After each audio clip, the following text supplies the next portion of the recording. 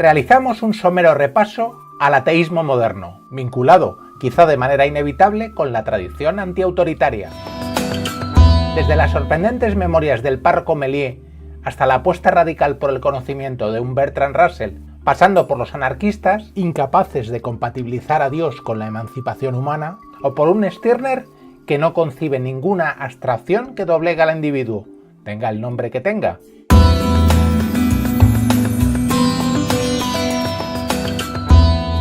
Michel Onfray considera que la historia del ateísmo moderno empieza verdaderamente con la peculiar figura de Jean Méliès, 1664-1729. Al poco de su fallecimiento y después de una vida dedicada al sacerdocio, se encontró un manuscrito impresionante en el que Méliès mostraba un materialismo ateo y una crítica feroz a la moral cristiana, así como religiosa en general, que le acaba conduciendo a la cuestión social y política. Hay que recordar que esta obra de Méliès, llamada Memoria contra la religión, sería difundida por Voltaire, aunque desprendida de sus elementos más filosóficos y sociopolíticos, permaneciendo únicamente la visión más anticlerical. No sería hasta finales del siglo XIX que vería a la luz la versión completa de una obra radical, tremendamente devastadora respecto a la religión y cualquier creencia sobrenatural, en la que Méliès asocia el ateísmo con una república libre e igualitaria.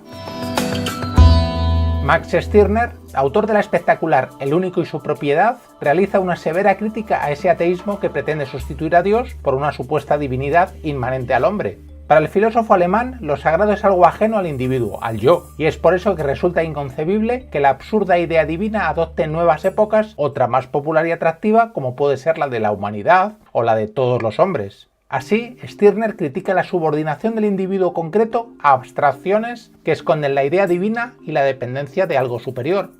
Todo el edificio filosófico stirneriano se esfuerza en demoler cualquier tipo de obsesión idealista, la cual llega a identificarse con una enfermedad mental y denuncia toda idea inmutable, estrechamente vinculada a lo sacro, que no esté sometida al escalpelo de la crítica.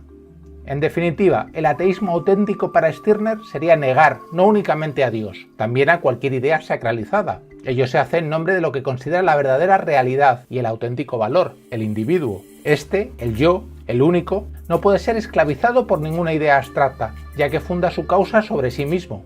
Resulta lógico que Stirner haya sido reivindicado una y otra vez, y a pesar de las fuertes controversias, por la tradición anarquista. Su pensamiento antiautoritario y antiesencialista se muestra contrario a todo idealismo y a toda metafísica, de tal manera que llega a considerar al Estado un sustituto más de Dios, de ese ser supremo o idea inmutable.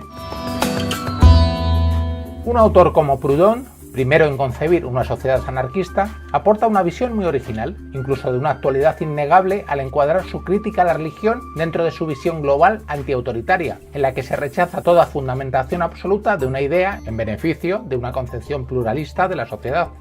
Más que de ateísmo, hay que hablar de antiteísmo en la obra de Proudhon, como corresponde a una filosofía basada en los conflictos, que pretende combatir todo concepto autoritario. La enajenación del yo, propia del sentimiento religioso, se produce al otorgar un sentido trascendente a la conciencia y convertirla en un ser supremo, exteriorización de una idea anterior a toda inducción del entendimiento, que acaba fundamentando la autoridad. Donde Proudhon difiere con la visión humanista de, por ejemplo, Feuerbach, es el no pretender invertir los papeles y que el hombre no ocupe el lugar de Dios. Los rasgos absolutos de perfección, infinitud o inmutabilidad no son propios del ser humano, que se caracteriza por ser perfectible, móvil y cambiante. La crítica a Dios y a la religión no se quedan en Proudhon en una simple negación, y hay que recordar una demoledora frase suya: Dios es el mal. Así es, hay que esforzarse en combatir y superar una creencia solo sustentada en su antigüedad, y muy difícil de desterrar. La confianza en el progreso de Proudhon le condujo a pensar que sería la revolución social la que acabará desdeificando el mundo. La libre iniciativa del hombre, la soberanía del pueblo y el derecho al trabajo apartarán lo misterioso e inaccesible y propiciarán la conquista de la libertad.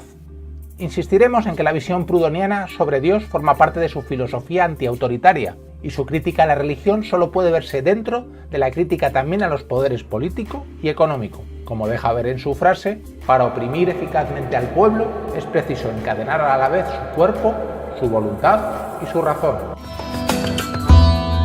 A modo de curiosidad, diremos que Proudhon fue objeto de la crítica de Stirner, el cual denuncia inmediatamente todo peligro dogmático, debido al siguiente aserto: Los hombres están destinados a vivir sin religión, pero la moral es eterna y absoluta. Dos autores muy diferentes, reivindicados por las ideas antiautoritarias.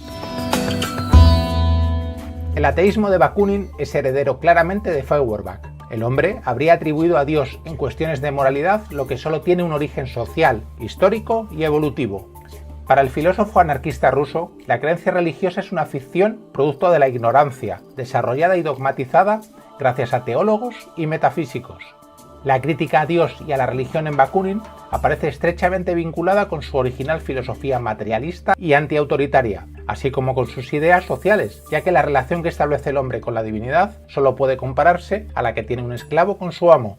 Del mismo modo, la jerarquización social y política es una consecuencia lógica de esa relación de subordinación a Dios y a una clase privilegiada que hace de intermediaria. La auténtica moralidad, el verdadero amor, solo puede producirse entre iguales. Bakunin dirige sus críticas a los que tal vez son los tres pilares del pensamiento religioso, al menos monoteísta, que son Dios, la inmortalidad del alma y el libre albedrío, por lo que su aportación al ateísmo moderno es incuestionable. Dios, denominado Ser Supremo, es sin embargo para el ruso una abstracción, un ser inmóvil y vacío. A esa abstracción se condujo el hombre al establecer una diferencia e incluso conflicto entre cuerpo y alma. Por supuesto, el alma solo es un producto o expresión del cerebro y de otros factores relacionados con el cuerpo. Bakunin es obviamente monista, niega la posibilidad de una entidad moral o espiritual independiente del cuerpo. El hombre religioso, incapaz de comprender esto, acabó atribuyendo también al universo un alma que llamó Dios y acabó adorando su propia creación, producto de su facultad abstractiva. El desarrollo histórico de la teología terminó convirtiendo una ficción en un ser omnipotente y absoluto aparentemente real. En lugar de tratar de desarrollar las cualidades, potencias y virtudes que iba descubriendo en sí mismo, el hombre se las atribuía a Dios. En cuanto al llamado libre albedrío o voluntad libre, no es para Bakunin más que otra mistificación histórica de origen religioso que habría alcanzado también a lo jurídico. Deducimos tal cosa si comprendemos que existen infinidad de causas precedentes al individuo, el cual es consecuencia de siglos de desarrollo físico y social de su especie, pueblo y familia, transmitido mediante herencia y determinante de su naturaleza particular. En definitiva, para el autor de Dios y el Estado, la creencia en la divinidad es la abdicación de la razón humana y de la justicia, la negación de la libertad en un sentido amplio y a todos los niveles, tal y como muestran estas palabras que dan la vuelta a la conocida máxima de Voltaire. Si Dios existe, el hombre es esclavo. Ahora bien, el hombre puede y debe ser libre. Por consiguiente, Dios no existe. Toda sumisión del ser humano a una fuerza externa es una pérdida de libertad y de dignidad.